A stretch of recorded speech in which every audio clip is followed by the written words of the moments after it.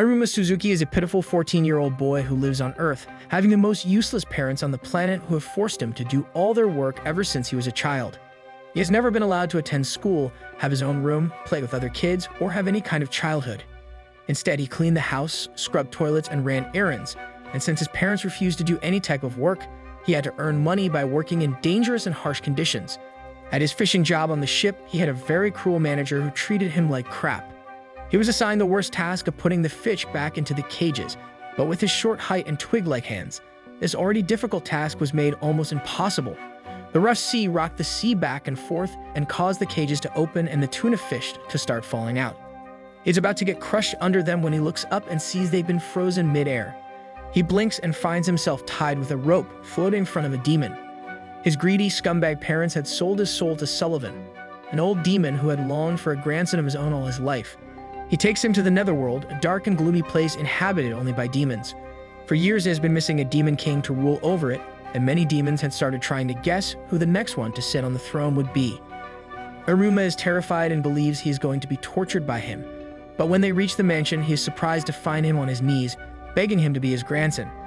Iruma has always been a yes man and did not know how to refuse any requests. The old demon promised to fulfill all of his wishes and treat him like a prince. After a lot of convincing, he agreed, and as the first gift, he announced he would be attending school with the other demon children. He also receives his own bedroom and a brand new school uniform. Sullivan cannot control his excitement and jumps all over the place. Before leaving, he dumps a special perfume on him so that the other demons don't recognize his human scent, and he doesn't get eaten. He arrives at school and follows the large crowd of students to the auditorium, where the enrollment ceremony will be held. The students rise and sing their school anthem together, after which the principal steps onto the stage. To Iruma's horror, it turns out to be his new grandfather, who announces to the whole school that he's his grandson. He is called onto the stage to give the first speech instead of Asmodeus, the genius freshman representative. His grandfather passes him a note which he starts reading out, unaware that it is a forbidden spell that is extremely dangerous to chant. He successfully completes the spell and is blessed with protection from tripping or falling the entire day. All the students and teachers cheer for him and are impressed by his talent, but Asmodeus, who specializes in fire magic, gets pissed off and challenges him to a fight in front of everyone. Before he has a chance to refuse, he is dragged to the school grounds and faces him. His difficult life has made him extremely reactive to situations, and he is able to dodge all of his attacks. When he pulls out his blazing sword, he slides out of the way, sending him straight towards a bunch of girls. He is about to fall, but his spell stops him from tripping, and he holds on to him, saving the girls and defeating him in the duel. After losing the fight, Asmodeus comes to him and pledges his lifetime loyalty to Iruma. After enjoying a breakfast feast, he heads to school, where the freshman rep has been waiting 6 hours for him. They are assigned the same training group and head to their first class, where they will be learning how to summon special beasts to be their subordinates, and based on the strength of their pets, they will be given a ranking. As they discuss the class, a terrifying teacher slams the doors open and walks in. He warns them not to misbehave or create any room for failure, since he would immediately get rid of them. Iruma trembles in fear as they watch an instructional video on how to perform the spell. He hands out the papers, and they start summoning their pets one by one. Asmodeus brings forth a giant high-ranking serpent, the strongest beast summoned by any of the students so far. Iruma steps up next, however, since he is secretly a human. He accidentally summons a demon instead of a beast, which happens to be his teacher. The strict teacher realizes he is not a demon, but since he gets stuck in the form of the summoned beast, he cannot rebel against Iruma and reveal his identity. His luck continues, and his classmates applaud him for being able to summon another demon as his pet. They head to the principal to try and reverse the spell, but since the contract lasts for a year, the teacher is stuck as his subordinate. Trying to undo the spell forcefully could kill them both. His reputation continues to grow around the school when a group of kids stand in his way. Asmodeus uses his beast to chase them away and clear a path for Iruma. They reach a room and hear a loud rumbling sound coming from inside it. A green ball flies in front of them and crashes into a pile of boxes. Clara, a green-haired demon, emerges from it and starts fixing the mess. She has been exiled for her immature behavior and is labeled a weirdo by everyone. She has a reputation for creating trouble wherever she goes and acting like a maniac. Asmodeus warns him not to get close to her since she would not be easy to get rid of, but when she repeatedly begs him to play with her and be her friend, he is unable to refuse, being the pushover that he is. The three of them spend the afternoon playing different games together. She shows them her magical pockets, which she can use to bring forth any item she has seen before. Indeed, a special woman who can make more than just a sandwich. She takes out different games and snacks for them. Iruma learns that many students in the school have been pretending to be friends with her just for the free snacks and drinks. She is aware of their evil nature, but continues to bribe them since she has no other way of making friends and believes Iruma is also friends with her just for the gifts. When she offers him more games and food, he refuses, and being the crybaby that she is, she throws a tantrum. However, he calms her down and tells her they can be friends even without the gifts. Her eyes sparkle and she jumps with joy. Just then, a group of boys call her and ask for some drinks, but she throws a vending machine at them and tells them to get lost. Iruma has begun enjoying school, and he spends all of his time hanging out with his two new friends. They go for lunch to the school cafeteria, where students can order lunch based on their academic ranking. Since the three of them are new, they have a very small list of options to choose from, but a group of seniors sends over large portions of food to their table to prank them. Asmodeus is about to pick a fight with them when he sees that he has already polished off all the food. He continues eating with supersonic speed, causing the chef to pass out from exhaustion. They hear a scream and see Clara being caught by the shopkeeper, who accuses her of shoplifting by replicating the items from his store. She has been banned from all the school stores but still keeps coming back. To deal with the chaos, Nabe storms into the cafeteria. He is the same loser teacher who Iruma had summoned as his pet. Clara starts poking and irritating him, and to stop her from her mischief and save the teacher, he turns him back into an owl. The shopkeeper unknowingly traps Nabe and keeps him at the shop as punishment for stealing. The three friends manage to get away from there quickly. Meanwhile, Sullivan, the principal, along with the other teachers, holds a meeting and decides to put Iruma, Asmodeus, and Clara into a separate class for misfit students. At school the next day, they are overjoyed to find out that they have been placed in the same class and follow a magical arrow. It leads them away from the school building into a dark cave that smells of rotting garbage. They climb down the stairs and see a decaying door with the sign "Danger" in front of them. Iruma pulls it open and is pushed in by her. As soon as he takes a step, dangerous weapons shoot out from the walls, but his ability to dodge attacks saves him from them all. The other hopeless students inside, who had placed the traps as a prank, clap for him and are impressed by his skill. A big guy, let's call him Muscle Man, steps in front of the class to assert his dominance. Unlike Iruma, he had caught all the weapons and remained unharmed. He plans to train and become the next demon king of the Netherworld, the most powerful of all demons. He has picked fights with many teachers in the school to try and rise up the ranks. The boys engage in the usual showing off of egos and create a ruckus in class. Nabe enters the room. He has been assigned the misfit class for being absent after being caught by the shopkeeper. He puts a stop to the fights and begins taking the roll call. Their first lesson takes place in a dangerous valley of floating rocks. The students must race through the path set and withstand many challenges in this cutthroat environment. They whip out their wings and take off, but Iruma is pushed off without any safety. Most of the idiot students screw up their race from the very start by touching poisonous flowers and stealing bird eggs. Asmodeus uses his snake pet to burn the poisonous plants, but Clara runs into him and together they get caught up in a bunch of vines. After struggling to get out of there, he saves her from being eaten by the plant by using his fire magic. Iruma got lucky again and was saved from falling by some curious demon birds who carried him through the rocks. A loud sound scares the bird and he drops to the ground, landing in front of another giant bird that seems to be injured. He offers to help it by tying a cloth around its wound, but when a few drops of his blood fall onto the wound, it is miraculously healed, and he realizes the value of his human nature. To repay him for his kindness, the bird gives him a lift on its back. Nabe just sits back and watches on a screen as the students fight for their survival. Muscle Man has decided not to use his brain, if he even has one, and goes through the valley's toughest and most dangerous part. He is faced with difficult terrain and a number of demon monsters that are totally kicking his ass. He remembers his goal to become the next demon king and summons a mega weapon from his magical necklace.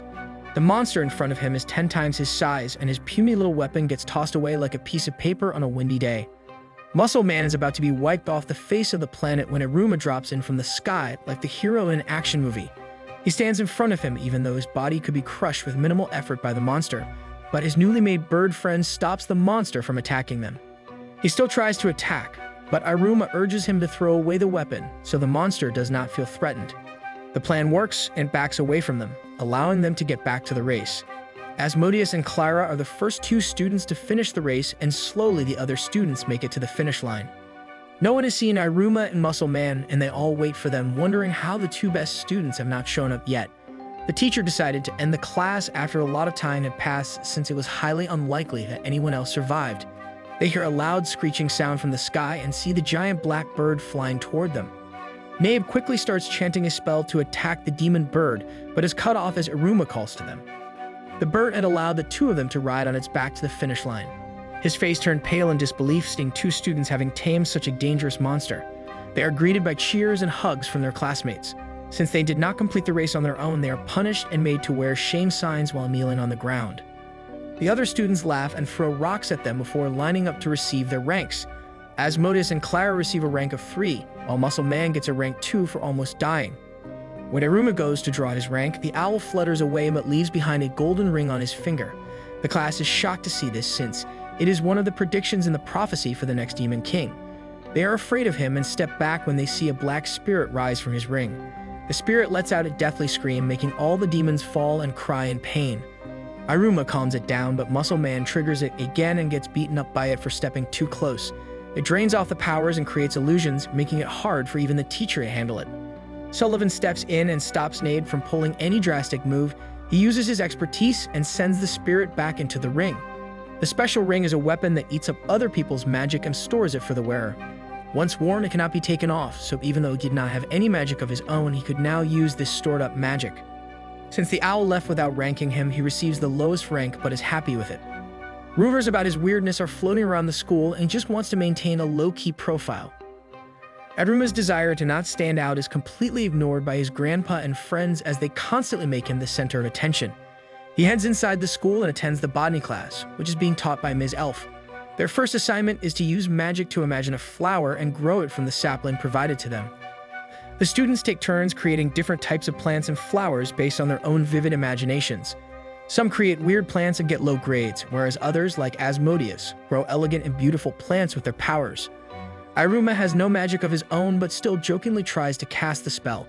His grandfather had filled his ring with magic, which gets activated once the spell is cast. However, there was no output limit on the magic from the ring, so the cherry blossom plant that he imagined blew up into a gigantic tree, breaking through the roof of the school. The tree adds beauty to the school and allows the students a new hangout spot. Miss Elf praises him for his work as he helps clean up some of the mess. The student council president, Amelia, is one of the few demon students who has researched the earth and the existence of humans. When she sees the tree created by Iruma, she realizes it is one that only exists in the human world and could not have been created by someone who hasn't seen Earth. She begins suspecting him of being a human, pretending to be a demon. She takes her theory and opens a secret gateway in her office, where she has collected evidence of the existence of humans. The books, mostly comics and mangas, have been passed down to each generation in the family and contain several forbidden texts that record activities in the human world. She runs into him in the hallway and remembers a scene from the comic. It confirms her suspicions of his true nature, but decides to report him to the proper authority instead of directly dealing with him. When he sees the book, he picks it up and goes through the pages, remembering his time on Earth. Seeing that he understands the language in it, she drags him to her office and makes him read out the story for her. By the time they're done, the sun has already set outside, and his phone was filled with missed calls from his grandfather. She asks him to stay in touch but not tell anyone of their interaction. Before leaving for school the next morning, Opera asks if he wants to return to the human realm. He tells him that if he works hard and achieves a high rank during graduation, he will be able to visit Earth whenever he wants. Even though he is tempted at first, he remembers his terrible, poor life before and how much better he is living now, which makes him wary of leaving. He hears his grandfather pulling up the carriage to drop him to school and runs out quickly to avoid him. Asmodeus and Clara are already waiting for him outside and ask if he's running to keep himself active. He spends most of the day replaying the conversation in his head to try and come up with some sort of decision. His friends notice a difference in his behavior and confront him, but he gets up and leaves for a walk alone. After a little while, the clingy friends follow him to see what he was up to. They search high and low for him but cannot find him anywhere, so they go to the warden and borrow special glasses that can help them disappear and make their search easier. They catch him in a different part of the school, waiting by a door. They are confused by his behavior and make up assumptions about why he could be hiding there. Iruma had received a message from Amelia to meet her there without anyone knowing. She had been constantly thinking about the comic books and wanted him to continue telling her the story. They start talking about their dreams and ambitions, and she mentions wanting to create a better world for her fellow demons. From outside the window, Clara desperately tries to enter the room, but he holds her back and chases her when she runs away. He believes Iruma is doing something beyond their understanding and must be left alone to deal with it. They continue their conversation about dreams, and he struggles to come up with anything. She tells him even if he hasn't thought of one yet, he should think of something and work towards it. He still can't come up with anything, so she tells him to take rising the academic ranks as a temporary goal. Their conversation is cut short when Clara bursts into the room through the wall. She grabs him and drags him with them. All three of them find it difficult to fall asleep that night as they keep thinking about everything that happened in school. Clara is jealous about another girl hanging out with him. She wants him to herself without having to share his time. Muscle Man advises her to use her demon powers to get what she wants. During the next class, the students are busy selecting their electives. Clara decides to take a class in manipulation so she can learn ways to make Iruma fall in love with her. She hopes this will stop him from spending so much time with the student president, Amelia. Her attempts fail terribly, and the teacher advises her to drop out of the class since she isn't cut out for it. For her last try, she takes a special perfume that works as a love spell to use on him.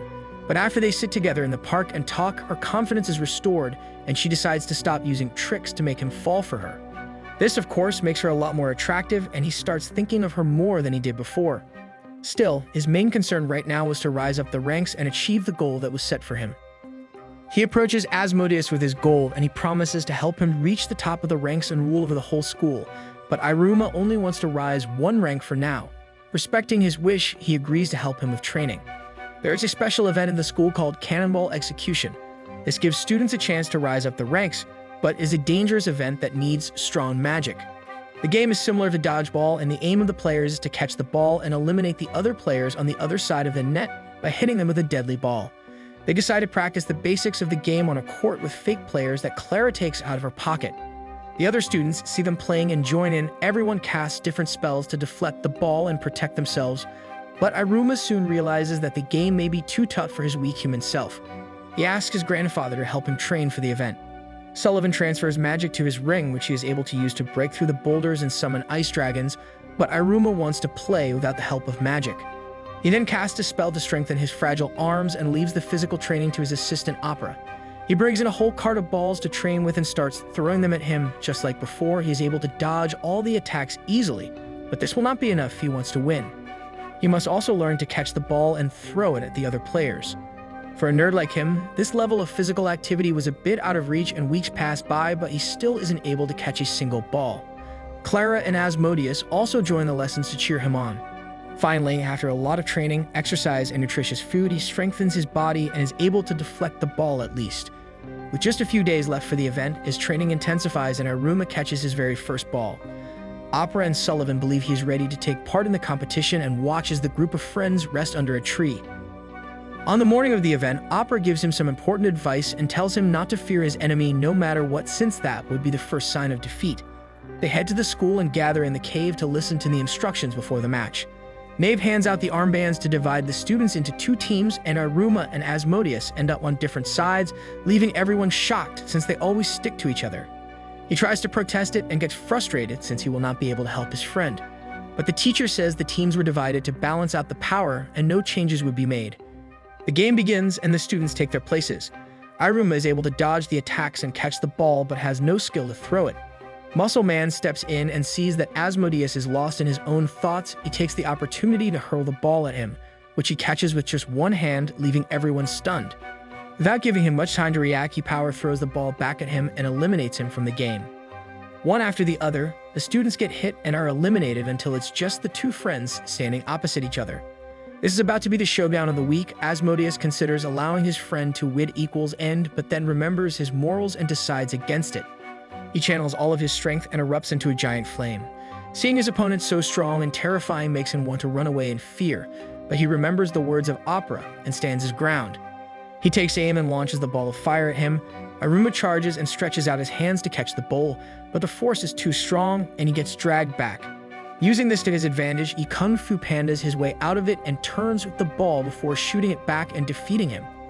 The students cheer and throw him into the air to praise him for his insane win, while Amelia and a few other teachers who had just arrived stand in awe of their students. The teacher promotes him to the second rank for his achievement and sends everyone home. The student president also congratulates him on rising the rank, and he blushes from all the praise. After celebrating at home, he falls asleep with a huge smile on his face. The classes continue, and a new teacher, a sissy green goblin, shows up to take the class. He specializes in training magical pets, also known as familiars. The class takes place outside the forest, and everyone summons their pets.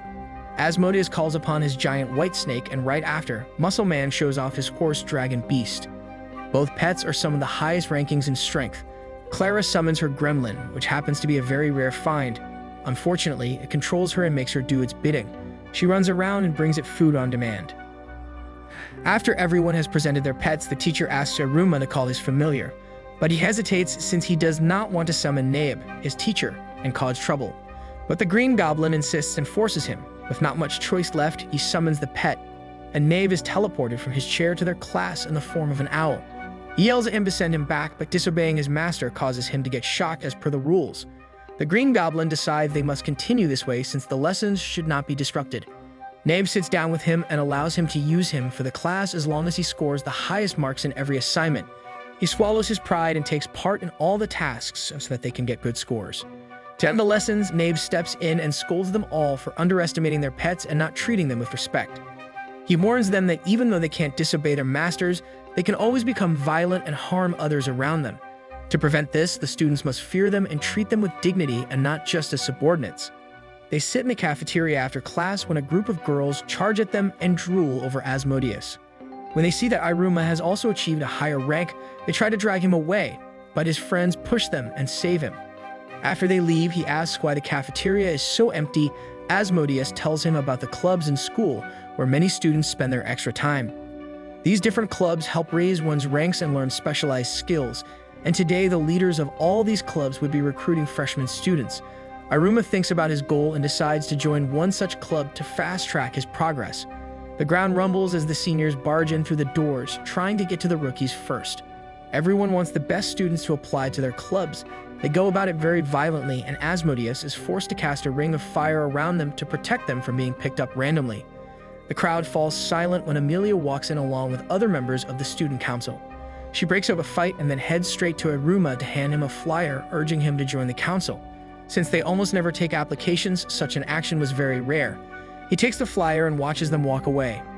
The students head back to class, where they are instructed to attend the club exhibition over the next 3 days to make a final decision about where they will be applying. The club leaders target Iruma and Asmodeus, as they are top-performing students, but they burn away the flyers. Iruma suddenly feels a tug on his hand and is suddenly pulled by his ring through the crowd for a long distance. He crashes into another student with a huge bag and thinks he injured him, but he gets up and apologizes for the mess. 100 different things lie on the floor as he explains that the attraction of the ring could have been to his neckpiece, which was made of the same material. The nerd boy uses it to store magic since his powers aren't very strong. He leaves without any further explanation. The three friends continue exploring different clubs through the lab, library, and other rooms until the end of the day.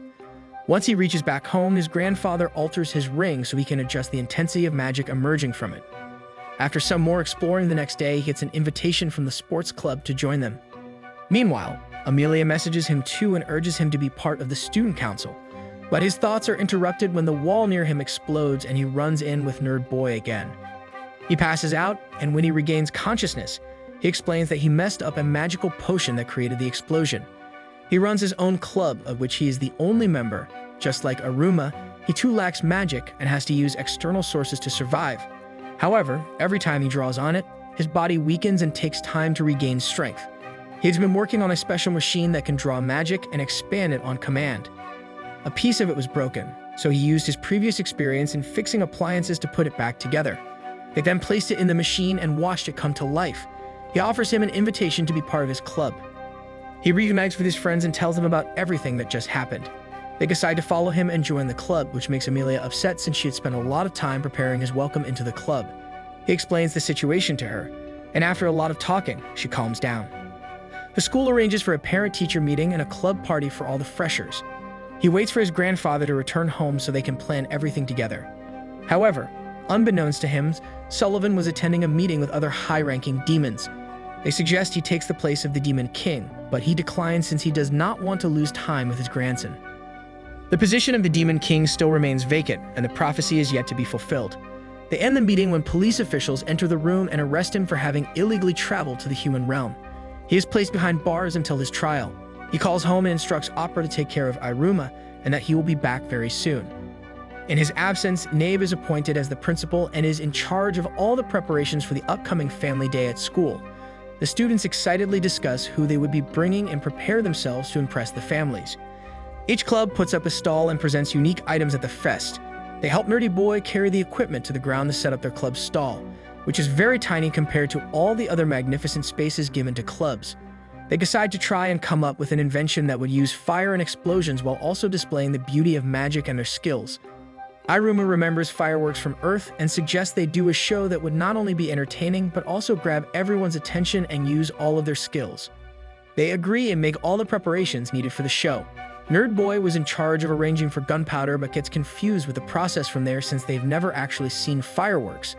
Iruma remembers the comic books and goes to Amelia to borrow one of the books so he can show them the photo. She gets angry when she hears his requests since the books are forbidden and cannot just be handed out like that. He tells her he will be discreet and they just want to use it to recreate the fireworks from the book. This tempts her since she too would love to see them in real life, so she suggestively leaves the comic book on the table so he can take it. He thanks her and returns to his friends who see the photos and spend the rest of the day building the different parts to make the fireworks. They finally test it out, and it shoots up and lights up the sky, leaving them mesmerized. They sleep over at the school itself since it is already very late and pillow fight with each other. After they are exhausted from all the playing around, they go to bed, but Nerdy Boy leaves the room to attend a suspicious call. It turns out the weak little demon was not so innocent after all and has been working towards destroying the school along with his evil brother. The club festival begins and the prizes for the best clubs are announced. The winning team would receive a luxurious room for the rest of the year and a rank promotion to all the club members. They finish setting up their firework at the stall so they can be ready once it gets dark. Nerd Boy slips away and enters a secret room in the school where he finalizes the plans with his brother. He prepares the giant machine which will be used as a bomb during the festival to blow up the school and its students. He's surprised to see Iruma in the room. He was dragged there by the ring. He remembers that he is a lot like him and thinks about telling him his real plan, but for now, to answer his questions, he lies that he came up there just to calm his mind and mentally prepare for the fest. He shows him the view out of the one-sided window and tells him it is his dream to one day eradicate the power gaps between demons that are purely based on ranking and magical strength. He dreams of a world where everyone is equal and no one is looked down upon. A very ambitious and possibly stupid plan, if I may add. Iruma tells him they can start by successfully launching their firework and attempting to win the best club prize since it would shine a light on the value of machine work over just magic. It would also prove that weak, lower-ranking demons are just as capable as the higher clubs. They return to the stall after he promises to keep this room a secret. Clara to spend her time decorating the firework with flowers and soft toys. Now all they have to do is wait for the families to arrive so they can display their club's spectacular work. Nerdy Boy disappears again and waits in his secret hideout to keep a watch over the fest. The three friends decide to go and scout out the competition and see what their classmates are up to. Their biggest competitor is Muscle Man's club, as they are planning to showcase the use of magic to draw out water from a rock. Several other fierce clubs have prepared mind-blowing presentations, but for now, they all enjoy the festivities and share food and drinks with each other. Asmodeus takes them back to their stall, where they go over the plan one last time when the sun sets. Clara would take a flame of fire from him and give it over to Iruma, who would light their biggest firework and set off their presentation. After that, they will keep lighting smaller fireworks to keep everyone's attention towards their stall and hopefully win the grand prize at the end. During their discussion, she accidentally sets the rope on fire and they fear that the firework will go off, but when it does not light up, they see that the main explosive inside is missing. Nerd Boy had stolen and taken it with him. They anxiously look for him all over the school but cannot find him anywhere. The sun begins setting, and he is instructed to set the plan in motion. He breaks his necklace, which releases a shockwave of magic and creates invisible walls all over the campus. The students are trapped and cannot move freely, and Iruma gets separated from his two friends. The teachers spread out quickly to handle the situation and prevent the students from panicking or causing a riot. They find out that not all the walls are connected, and they can be walked through like a maze, so they instruct the students to find their way through the walls to a common meeting ground for a special surprise. While the students find their way to a safer place, Nabe tries to break down the wall, but sees that it fixes on its own. Only someone with top-ranking power, like Sullivan, would be able to tear it down completely. He now understands that the principal had been wrongfully accused and put into prison so that this whole plan could be executed. He heads straight to the document room to get more information about who could be behind all this. The three friends are trying to find a way out when Iruma remembers the time Nerdy Boy had shown them his invisible barrier trick and realizes that this was his doing. He knows the location of the secret room where Nerdy Boy would be hiding, but it will take forever to make his way through the walls. Clara whips out a sheet of paper from her magic pockets and Asmodeus draws out the map of the school.